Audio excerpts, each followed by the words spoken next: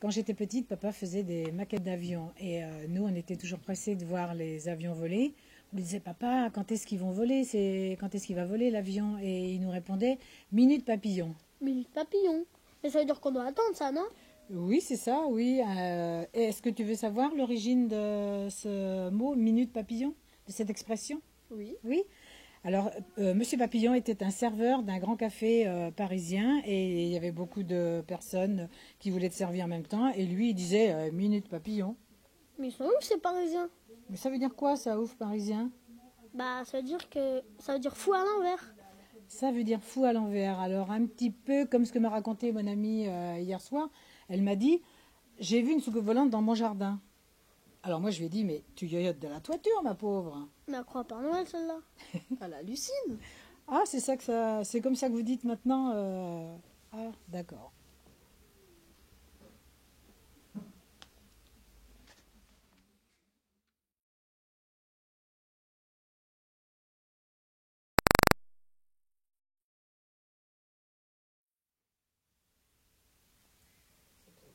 Bonjour.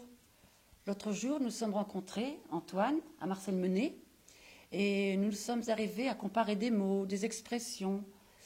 Par exemple, vous dites, vous les jeunes, calme ta joie. Ça veut dire quoi? Comme ta joie, ça veut dire arrête de faire le malin. Par D'accord, exemple, quand il y a quelqu'un qui cherche l'embrouille, on l'utilise. très bien. Ouais.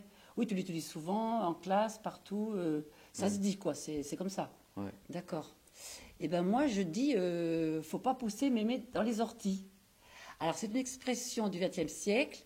Au départ, il y avait juste, faut pas pousser. Et il a été rajouté, faut pas pousser mémé dans les orties. Alors, t'imagines bien, tu vois la mémé qui tombe dans les orties, qui a les fesses toutes rouges, et puis qui a honte, alors qu'elle a les joues aussi toutes rouges, enfin, tu vois. Et est-ce que tu aurais d'autres expressions comme ça, Oui, j'ai une expression qui est c'est ratal. Ratal? Ça veut dire c'est trop bien et tout. Par D'accord. exemple, j'ai été voir le Titanic en 3D, c'était ratal. Ratal. Moi, je ne Ouais. connais pas ce mot, mais maintenant je le dirai parce que j'ai été voir Les Intouchables qui m'ont beaucoup plu. Ben non, je peux dire que c'était Ratal. Ouais.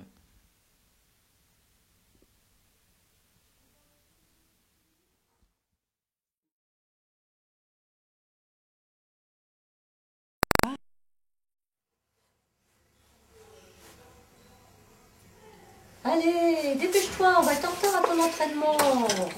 C'est toujours pareil. C'est sur le périph' à cette heure-ci, hein. Allez, en voiture Simone. N'importe quoi, c'est qui que t'appelais Simone? Tiens, Simone, la voilà. Simone. C'était une femme pilote automobile dans les années 1930 à 1950. Et puis, dans les années 1960, à la télévision, il y avait un jeu, c'était Interville. Il y avait Simone Garnier, Guy Lux et Léon Zitrone. Et Guy Lux, il n'a pas trouvé mieux que de lancer une petite phrase. En voiture Simone, c'est moi qui conduis, c'est moi qui klaxonne. MDR, PTDR. MDR, PTDR. Moi, je connais pas. Qu'est-ce que ça veut dire tout ça? MDR, c'est mort de rire. PTDR, c'est pété de rire. Et LOL, c'est je rigole. Pas nous, à notre époque, tu vois, on avait rire comme une baleine. Ou alors rire comme un bossu. Mince, je crois bien que j'ai oublié de fermer l'appartement. Oh, bon, allez, bouge là. Dépêche-toi, speed. Bon, Félix et Alexandre, bonjour. L'autre jour, on s'est rencontrés pour parler des mots, les mots qu'on connaissait, les mots qu'on ne connaissait pas. Et vous m'avez parlé du mot swag. Je ne savais absolument pas ce que c'était. Vous m'avez expliqué que c'était se mettre beau, mettre sa casquette à l'envers, laisser tomber un petit peu le pantalon sur les hanches, tout ça. Et nous, on appelle ça se mettre sur le 31. Oui, 31, pourquoi? Parce que il paraît qu'en Prusse, le 31, on donnait de l'argent supplémentaire aux troupes. Et à cette occasion, on visitait la caserne, on mettait ça tout beau, on s'habillait bien propre, bien beau. Et c'est pour ça qu'on appelle ça se mettre sur le 31. Il y a une autre explication qui viendrait du mot trentin, qui serait un joli tissu. Donc ce serait se mettre sur son 31 ou sur son 31. Vous m'avez dit aussi une autre expression qui m'a bien fait rire, c'était « t'es un vrai chien de garde de super café ». Bon, alors ça, je me suis bien demandé ce que ça pouvait être. Et il paraît que c'était plutôt va voir ailleurs si j'y suis. Et puis occupe-toi de tes oignons. Et puis va au bain ou va chez Plumeau. Enfin, etc., etc. Voilà. En tout cas, c'était bien sympathique. Et puis moi, je vous ai trouvé ce jour-là vraiment swag.